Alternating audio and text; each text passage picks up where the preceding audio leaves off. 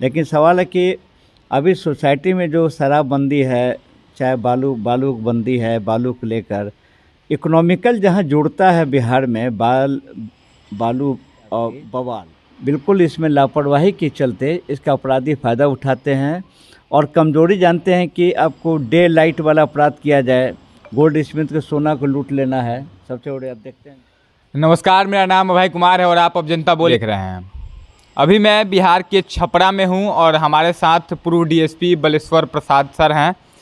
Sir, सबसे पहले आपका बहुत बहुत स्वागत है।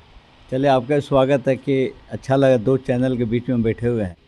सर, डीएसपी सर से हम जानना चाहेंगे सबसे पहले, सर बिहार में आजकल देखा जा रहा है बहुत ज़्यादा क्राइम बढ़ा हुआ है, इस पर आप क्या सर सोचते हैं? बहुत ज़्यादा बढ़ गया है बिहार में। देखिए, अपराध का कोई सीमा नहीं है, क्राइम होना ही है, होता भी है। सवाल यहाँ खड़ा है कि क्राइम को रोकने के लिए दो विधि है। एक कहा जाता है विधि व्यवस्था नियंत्रण, अपराध नियंत्रण। दोनों की इतनी समानता स्थिति को करने के लिए सबसे बेहतर विकल्प है कि एक जैसे पुलिसिंग है, चाहे आपका पब्लिक पुलिस के बीच का रिलेशनशिप है, या लेकिन इस बात को तो स्वीकार करना ही होगा, जब क्राइम अधिक होगा तो उसको आप छिपा नहीं सकते हैं। अपराध की तो स्थिति बढ़ी है, इसमें कोई दो मत नहीं। लेकिन कई बिंदुओं पर जो विधि व्यवस्था, जो लॉ एंड ऑर्डर की बात है, तो उसमें थोड़ा सा मेंटेन जरूर किया नई सरकार, माने महागठबंधन की सरकार, कारण जो है।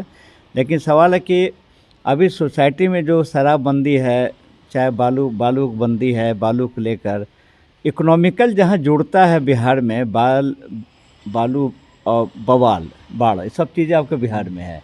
कोई जरिया नहीं है कमाई के क्षेत्र का।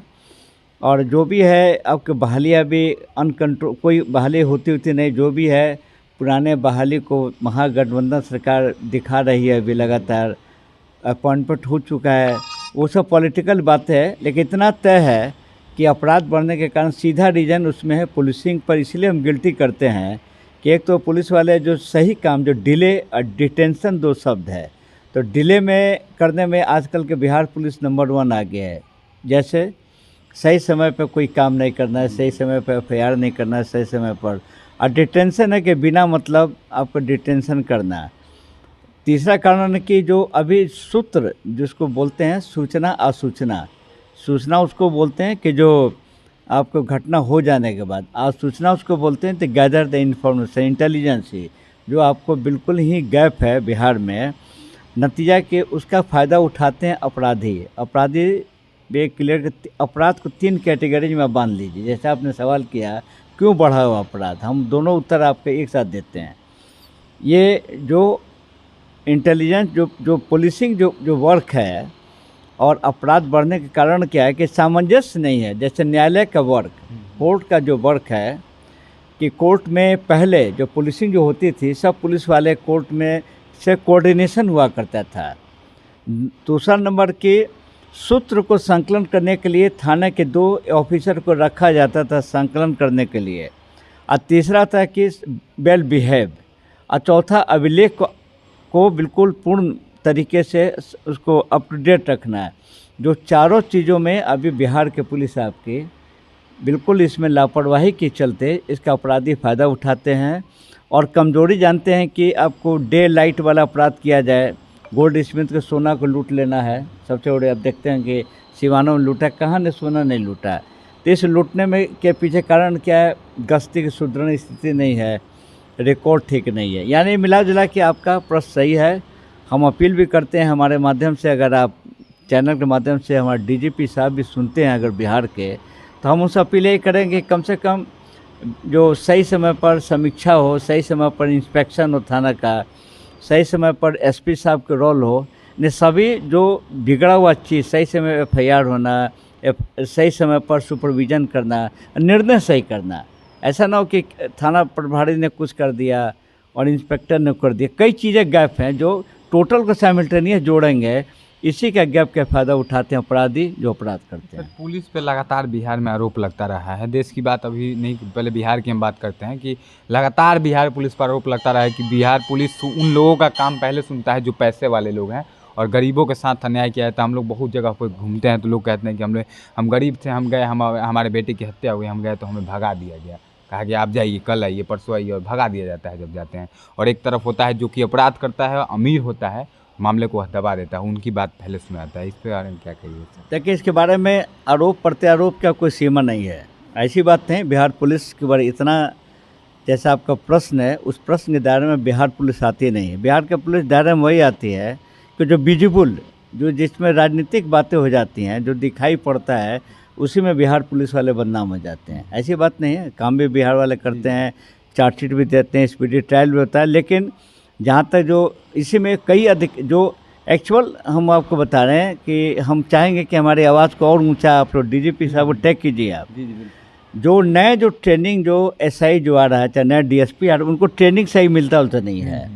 उन लोगों का ट्रेनिंग, कोई नया एसआई आएगा ज़िले में तो उनको कम से कम 2 साल ट्रेनिंग होनी चाहिए पुलिस मैनुअल के अनुसार। एसपी कराता होता नहीं, एसपी यंग देख करके उसके पोस्टिंग कर देता है। और जो चीज़ उसकी जो परिपक्वता होनी चाहिए, मैच्योर्ड, वो आपके ऑफिसरों में कमी है। इस बात को हम स्वीकार करते हैं। नतीजा जो आपने अभी कहा, जो मान लीजिए जिसको जानकारी नहीं, उसके सामने कोई एफआईआर लेके बैठ जाएगा तो उसको तो जानकारी भी नहीं है कि क्या इन्वेस्टिगेशन किया जाए। ऐसे ही नेग्लिजेंसी के कारण उस तरह के जो बातों को जनता है या समाज में लोग समझता है कि ये है भाई, सच्चाई ये है। ऐसी बात नहीं है कि बिहार पुलिस वाले भी काम अच्छा करते हैं। सर आगे मैं जानना चाहूँगा सर, डीएसपी का कार्य क्या क्या होता है सर? देखिए, आपको डीएसपी के कार्य, बड़ा अच्छा क्वेश्चन किया। बहुत लोग बड़े, हम तो पहले बधाई देते हैं आपको कि इतना बड़ा क्वेश्चन आज सही सटीक पूछा है। हम शॉर्ट में समझाते हैं, शॉर्ट में, 1 लाइन में, 2 लाइन में। कोई भी थाने में एफआईआर दर्ज होता है। एफआईआर दर्ज होने के बाद उस केस में वो एफआईआर की कॉपी एसपी के पास जाता है। एसपी साहब उस केस के एफआईआर को देखकर उसको 2 भाग में बांट देते हैं। एक बांटते हैं एसआर केस विशेष, और एक काटते हैं अविशेष non SR. Non SR cases के जो भी रिस्पॉन्सिबिलिटी इंस्पेक्टर जांच करता है, सर्किल इंस्पेक्टर या जहां नगर के इंस्पेक्टर हो। दूसरा जो एसआर जिसे लिखेंगे उसकी जांच करेगा डीएसपी, एसडीपीओ जाएंगे। तो दिक्कत क्या है कि एसडीपीओ का जो मेन भूमिका 2 होनी चाहिए। एक तो कोई भी डीएसपी हो बिहार का, उसको 3 चीज़ों को कम से कम आईपीसी, सीआरपीसी, एविडेंस एक्ट, और जितने एक्ट और इन्वेस्टिगेशन से रिलेटेड उसको बिल्कुल दिमाग में उसके एक एक चीज़ का भरा होना चाहिए। क्योंकि निर्णायक पद है, वही केसों का निर्णय करके भेजता है एसपी के पास। एसपी रिपोर्ट उससे ट्रू फॉल्स करते हैं।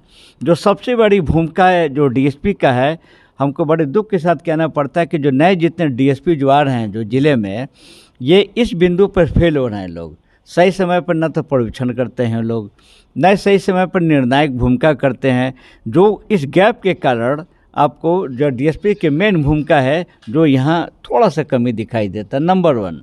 दूसरा डीएसपी का रोल है कि आपको ये मिडिल रैंक होता है। एक एसपी की तरफ भी सीनियर में काउंट होता है, नीचे अधीनस्थों को भी कंट्रोल करता है ये। तो उसकी ज़िले में भूमिका जो होनी चाहिए, एक तो आप जाएंगे तो ऑफिस में ये तो मिलते लोग नहीं हैं। कहाँ गए डीएसपी साहब? क्या सब क्षेत्र में निकले हैं। क्षेत्र में क्या मुश्किल से 2 घंटे का, लेकिन जो ऑफिस में नहीं बैठना, जो नया डीएसपी नहीं बैठता, कोई भी नया डीएसपी यूनिफॉर्म भी नहीं पहनता। नए नए जो लड़के जो आ रहे हैं उनको यूनिफॉर्म पहनना चाहिए। और कम से कम डेली रूटीन चार्ट जो है, अगर वो निकलते हुए क्षेत्रों में, तो उनको बोर्ड इंडेक्स बनाना चाहिए गेट के बाहर, और लिख देते कि यार डीएसपी साहब आउट क्षेत्र में यहाँ लोकेशन है, उनका मोबाइल नंबर स्पष्ट होना चाहिए। जो चीज़ों की कमी के कारण जो डीएसपी साहब लोग जो शिकायत तो नहीं करना चाहिए, लेकिन इतना जरूर स्वीकार करते हैं कि डीएसपी के रोल में थोड़ी सी धीमी गति है। इसका मेन रोल है कि एसपी को कंट्रोल करना, अधीनस्थों को प्यार मोहब्बत के साथ काम करना। तो जब फीलिंग जब आप में आ जाए कि मैं डीएसपी हूँ, तो वो कहते हैं नीचे मैं भी थाना प्रभारी हूँ, तो बीच में इंस्पेक्टर कहता है मैं भी इंस्पेक्टर हूँ। तो ईगो जो बिहार पुलिस में चल रहा है, उधर एसपी साहब तो हैं ही, उधर डीआईजी साहब हैं। तो ईगोइस्ट जो नेचर अभी आपको बिहार पुलिस में, जब से नीतीश जी हैं, जो है नीतीश जी में एक तो डिफेक्ट अच्छाई क्या है, ये ब्यूरोक्रेट पे कोई बोलते नहीं है, कानून अपना काम करेगा।